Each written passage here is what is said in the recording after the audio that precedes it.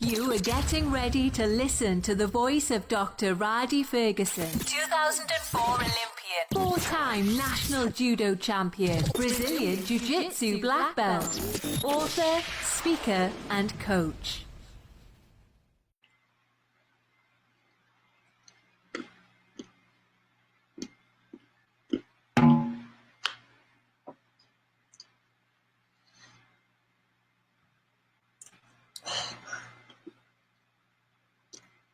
That's what we need in life, coffee.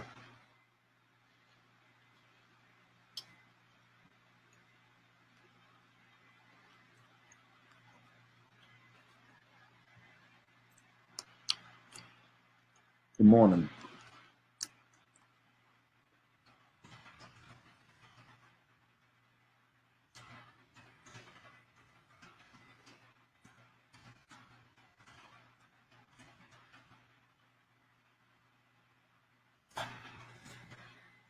I want to have a discussion this morning. As I have my morning coffee, but what I'd like you to do real quick, if you'd be so kind, is to share this particular link, share the broadcast so other people can see it too. I'd like to get a few more people on, so let's just share it if you can. Get a few more people on, please. I really want to discuss something that seems to really get confused and somewhat argumentatively conflated when people are having discussions, especially those individuals in what we call the general population or lay people who aren't necessarily in the profession. So if you can share it, I appreciate if you share it so we can begin, please. Give me about 30 more seconds here.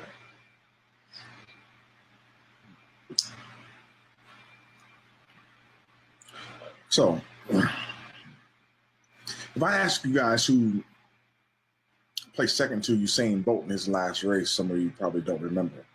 If I ask you who placed second to him in 2012, you probably don't remember. If I ask you who placed second to Carl Lewis in some of his races in the 100-meter dash or 200-meter dash, you probably don't remember that either. It's because the way that the world is set up and the way that your mind is set up and the way that things are set up in societies that we remember the winners. There are those people who have, quote unquote, lost, who we also have considered winners. We don't know the name of that young gentleman, but we still remember that time when he ran around the track, pulled his hamstring, and his father came out the stands and helped him around the track all the way to the finish line. It's because losing and being a loser are two different things. Every athlete knows that you have to accept the loss. You have to accept losses when they come, but you don't have to accept losing. What I found out is that people get into these mental and psychological ruts where they feel that they're not good and they start speaking negatively to themselves and they start assuming the role of a loser just because they lost. You do not, if you don't get anything else for the rest of the time that I'm speaking today, understand this. Just because you've lost in life does not make you a loser. A loser, by definition, is one who loses, but in the coaching and in the athletic realm and in the realm in which we pursue excellence, being a loser is a conceptual framework. Being a loser is something that you think that you are. Listen, in athletics, when you're just starting out, okay, when you're just beginning to reach the cusp of elitism, okay, you're not going to win. You're going to get crushed. But you have to believe in your mind that you're a winner. You're a winner. You have to operate like a winner operates. And what I want to tell you right now is that winning at all costs is a mindset. And a lot of people say, you shouldn't win at all costs. And I have these coaching groups and these coaching education groups, and a lot of parents are, well, you shouldn't have a win at all cost mentality. No, you should have a win at all cost mentality. I say your job is to have a win at all cost mentality. That doesn't mean that you need to jump over the lines of what is morally and ethically right. You can stay within those bounds and win at all costs, or make an effort to win at all costs. If the paper is due at 6 o'clock in the morning and the power goes out in the city and you're in college, you have to win at all costs.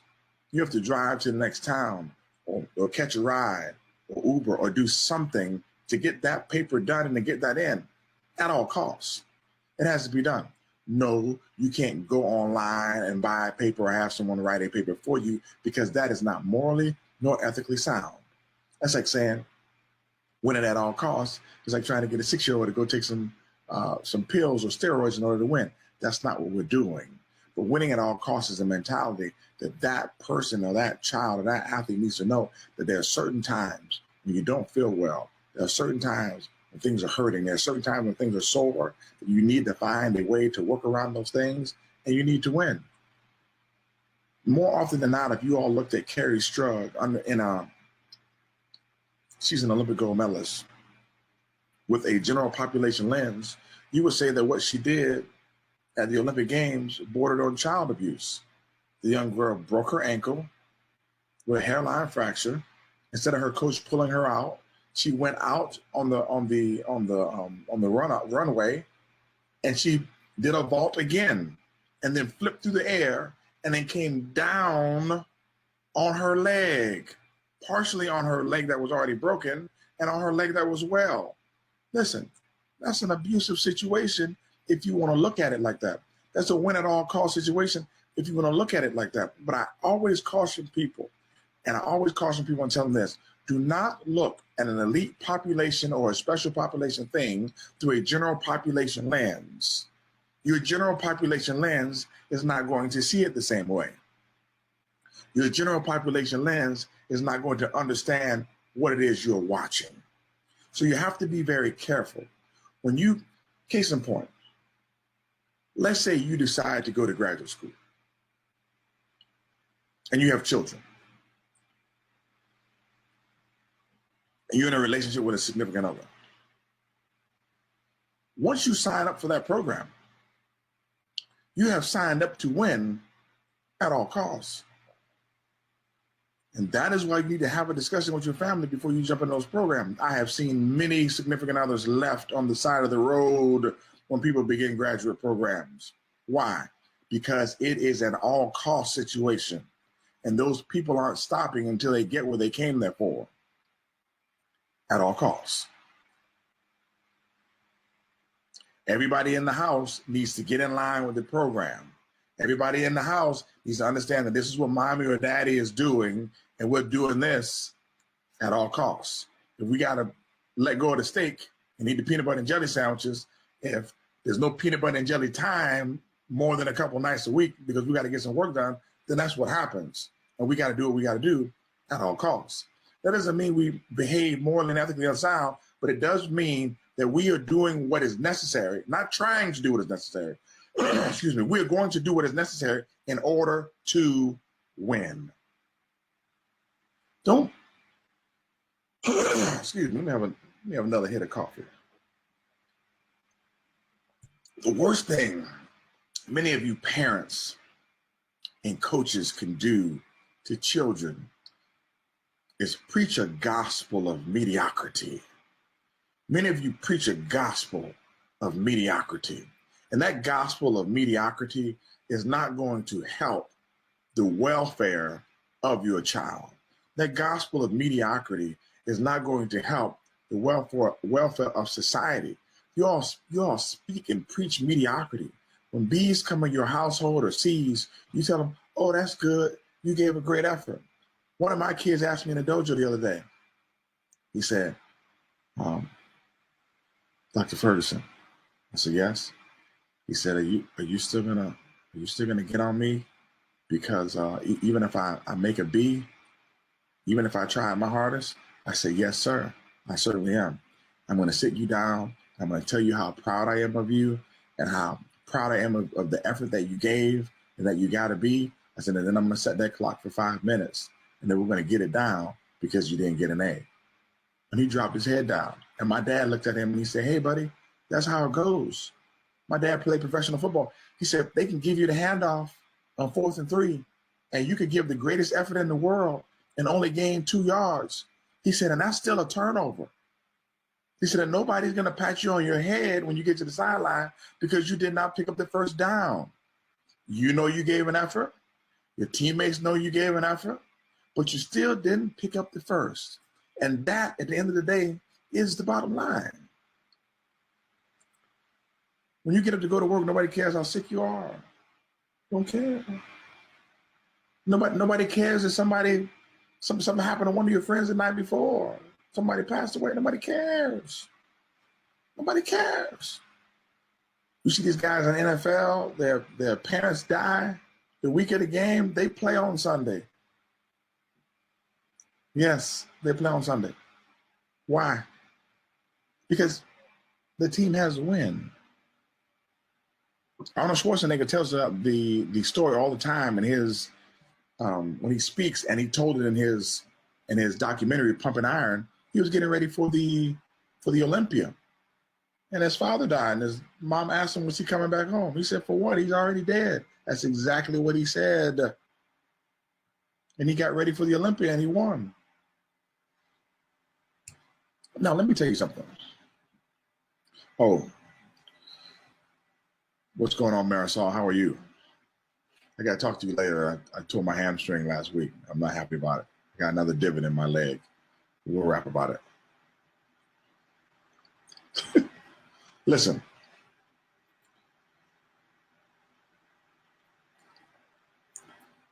I learned a great lesson from a dude by the name of Orlando Fuentes. He was my roommate, 1996 Olympian at the Olympic Training Center. He was my roommate. He handed me a book, not knowing the effect that book would have on my life, or my coaching career, or my life as an athlete.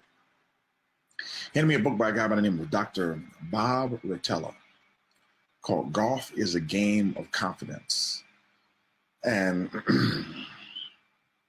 I had not had a case of the yips, or I don't think I had a case of the yips, or I wasn't in a situation where I didn't believe that I was in a situation where I wasn't winning because it was some type of mental issue or situation. I wouldn't know. I mean, there's no way for me to actually see myself the way someone else sees me. But my man handed me a book called Golf is a Game of Confidence by Bob Rotella. I'm figuring to myself, I'm not an Olympian. I'm at the Olympic Training Center. I'm rooming with an Olympian. So I'm going to read what he's reading. So if he gave me a book to read, I'm going to sit my ass down and read it. And I read that book by Bob Rotella. And it actually changed my life. And from that book, I went on to read another book called Thinking Fast and Slow. And then I read another book called Slow Practice Will Get You There Faster, which is another golf book. Then what happened over a period of time is I started looking at golf and the psychology of elite performance in golf and carrying that over to judo and combat sports. I'm also reading right now How Champions Think by Bob Rotella, which is, and I've read articles by Bob Rotella. I've started reading a lot more things by Bob Rotella from that first book that Orlando Fuentes gave me at the Olympic Training Center when I was not an Olympian, when I was still training, when I was still getting dusted off and losing.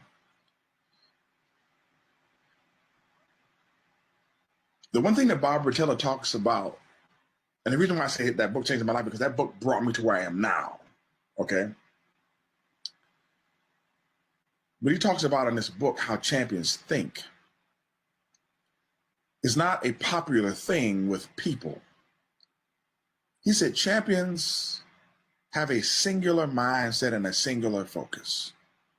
Meaning, I'm trying to do this and everything else be damned. There is no, and he says in the book, there is no balance. All that, don't make me cuss this morning. Listen, all that stuff when you go to them life coaches and some of those therapists, don't get me wrong, I'm not a therapist. I do believe in going to some therapists. I don't believe in going to all therapists. Some therapists,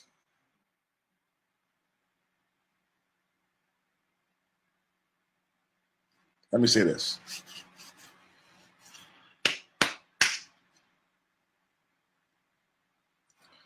There's normal behavior and there's normative behavior. Okay.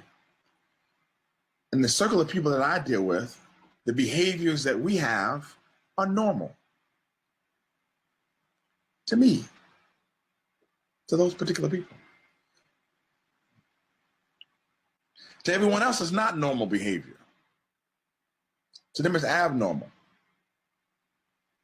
Okay? But you need to understand that most of the therapists and people that you go to and coaches, most of them, they're trying to put you in the realm of being normal. They want you to function well within society. My friend Marisol, who's watching, she's a physical therapist. When you go to physical therapy, once you're ambulatory and you can move with little to no pain, they're releasing you from physical therapy because you are normal. You're okay. That's not going to help you win anything, but you're able to function in life. You're okay. You're normal. They speak to you in normalcy. If you tell them what you're doing on the elite athlete path or what you're trying to do in terms of excellent performance, to them, it's going to look like it's incorrect. It's not going to look right. It's going to look abnormal. It's going to look deviant. It's not going to look right. They're going to tell you and preach to you about balance. There is no balance. There's no balance. I'm going to ask you a question.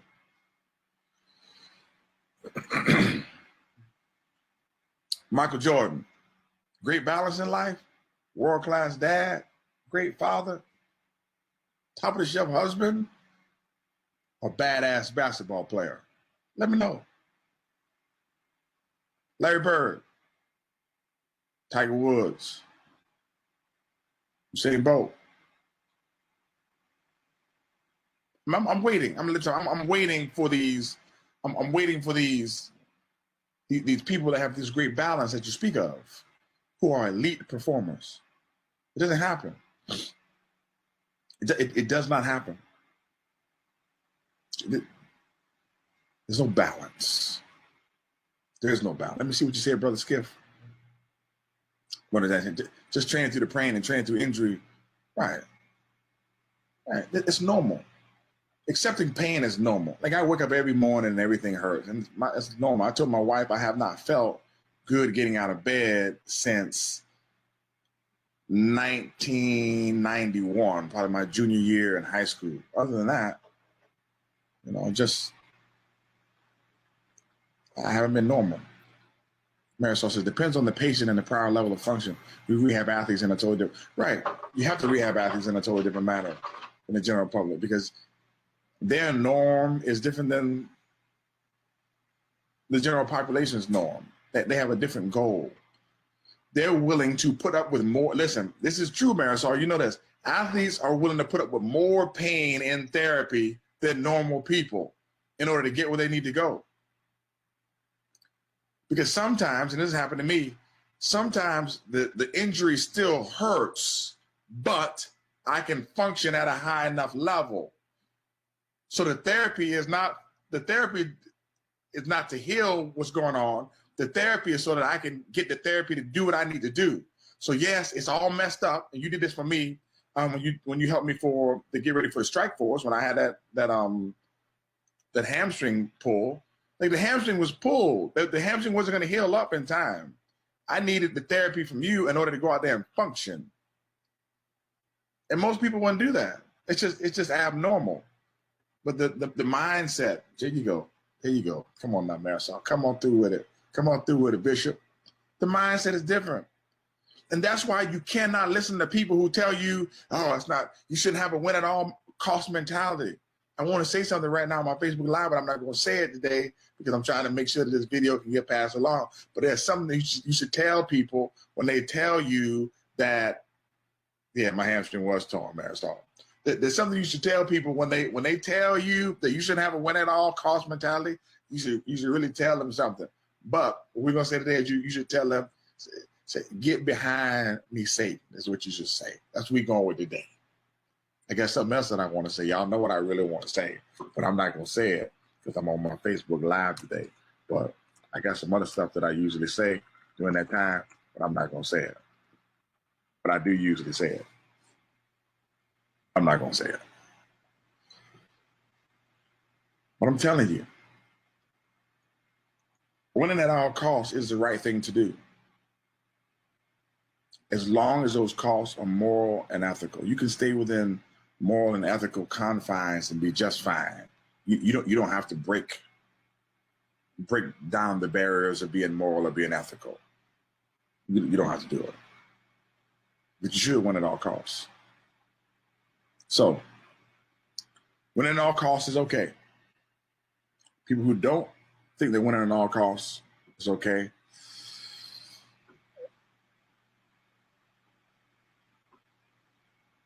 they haven't won anything.